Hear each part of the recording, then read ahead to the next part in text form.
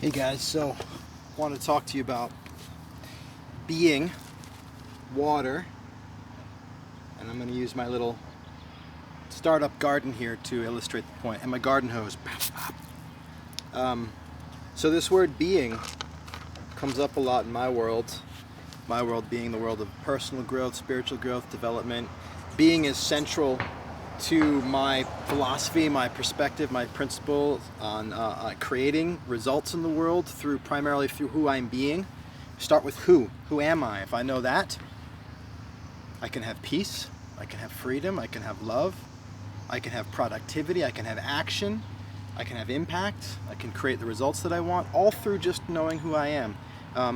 But in this video in particular, I want to talk about this word being and how it's kind of used in two different ways.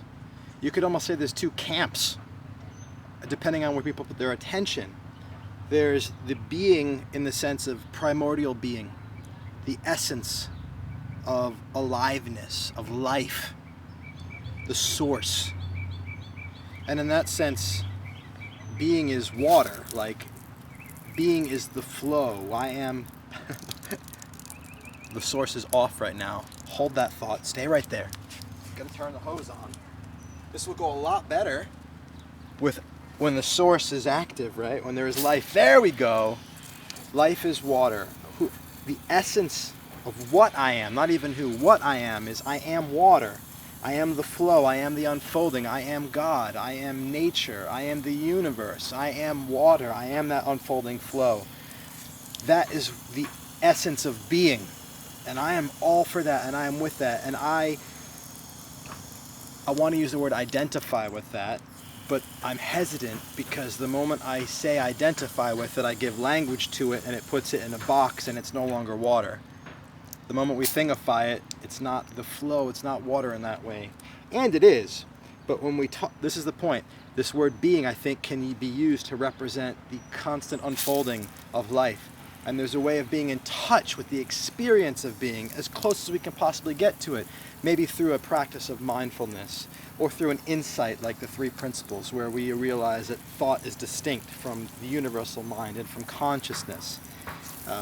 Through a Buddhist perspective, through the perspective of non-duality, like there is the essence, the depth of being alive. And it's an experience that a person could have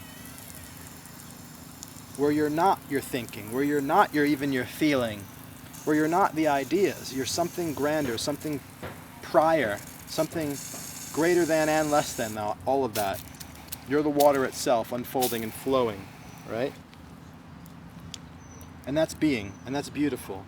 And the more I see that, the more I experience that, the more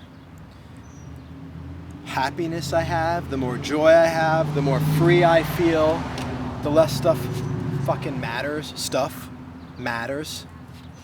The less stuff matters when I'm connected to that kind of being, that being in that way. And there's another way the word being is used. I'm a fairly recent student, an in-depth student of Martin Heidegger, and he talks a lot about being, what it is to, like a human being, the being of a human, the being of anything, but he talks about it through the concept of being human, which he calls Dasein. And in this sense, being is not the primordial being that we've just talked about, but being is the form that something has. The form that it has based largely through a capacity as a human to conceptualize, to give meaning, to imbue meaning on things. The verb to be is a concept that actually applies concepts to things out there in the world. It gives shape to that primordial essence that we talked about. So here we are. This is being, right? I am water, but I'm also right now being water as shower setting. And now I'm being water. I'm still water, but I'm being water as mist. And so so am I being flat? Am I being stream? Am I being full? I'm being shower? Am I being mist? I'm always water, but I can be that primordial essence. I can be water in different forms, different shapes. And to me, That's another use of the word being, and it's a little bit confusing because we use the same word, like who are you being, what are you being? And there'll be one camp that's like, hey man, being isn't about the form, being is like the primordial essence, the life force, it's just we're all being water. That's what we actually are.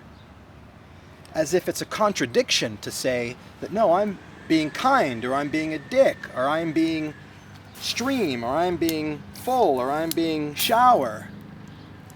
But it's not a contradiction. It's just two different uses of the word in two different ways, and the both are true, but it's not just, it's actually important that they use the same word because they're both different, but they're also not, right? Like there is no shower without the water, the being of the flow through it. And so the confusion is necessary because we almost need to use the same word to describe both because they are so tightly interrelated. There is no shower without being water, and there is no water without it having shape. There's no flow without shape, right? There is no flow. If I don't have, if I didn't have if I could put it on a non-setting, nothing would come out. Well, now it's all fucked up, right? It's like in the middle. But if I could actually have no shape and try to turn it on, there would be no flow. That's what's occurring when I'm not pressing it. So like this is the metaphor, but how does this actually show up in life? To me, remembering that I'm water, not in a not fucked up setting, remembering I'm water has me relaxed. It's like, it's not about the form. It doesn't matter if I'm stream or full or shower, or mist. Like, don't get so hung up on what the form is. What's the right form? What impact is that having or not having? Don't be worried about that, because the truth of what I am actually is I'm water, right? So don't worry about the form. And so through that perspective, remembering that I'm just water, for me, there's a way of coming back to peace, coming back to joy, coming back to happiness. I don't need to get caught up in the forms. There's freedom in that. There's immense freedom in that. And to me, that's the foundation. But I live in this world of form. And so the form that my being takes as water has impact, makes a difference. And so it's not important, and it's important.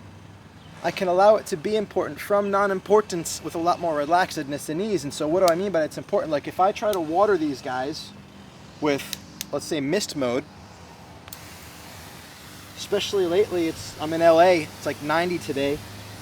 That shit's not gonna keep them fed, right? Like my beets, these are beets, they're just sprouting. You can't really see much, but they're just sprouting. They're gonna die if I try to water them with this, or I'm gonna have to stand here all day. If I use this setting, the full, I'm not going to do it, but if I did, fuck man, I'd blow the beets right out of the bucket. Like the dirt would just go flying out and I'd kill them. And so, but I'm being water in both. So you can be the essence of what you are in different forms, and you can have no impact, or you can have too much impact and you can destroy being water.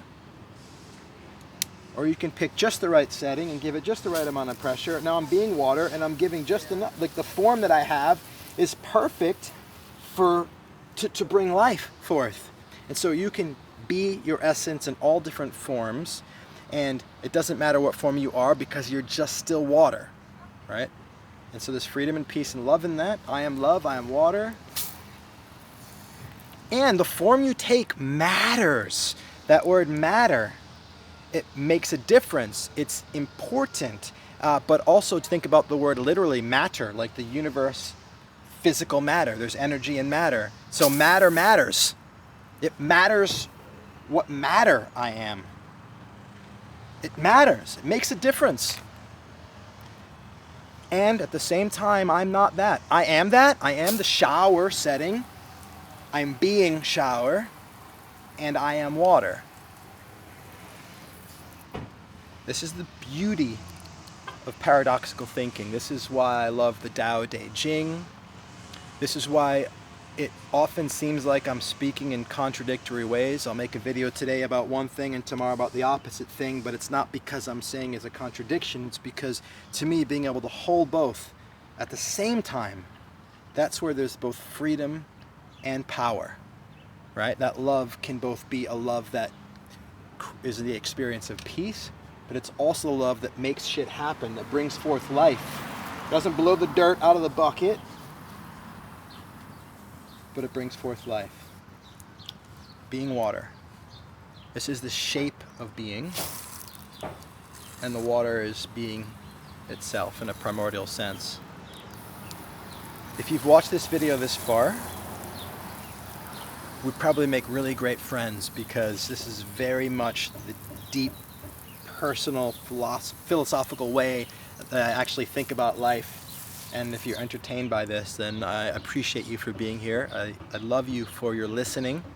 And if there's a way that I could support you further, I'd love that. If it means watching my videos, great. Click subscribe, hit the like button so you know this was useful.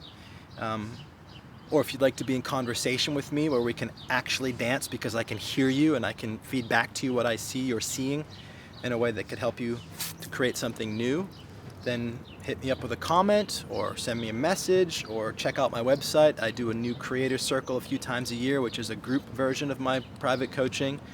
The fee is more accessible to some people. But hey, thanks again. I'll talk to you soon.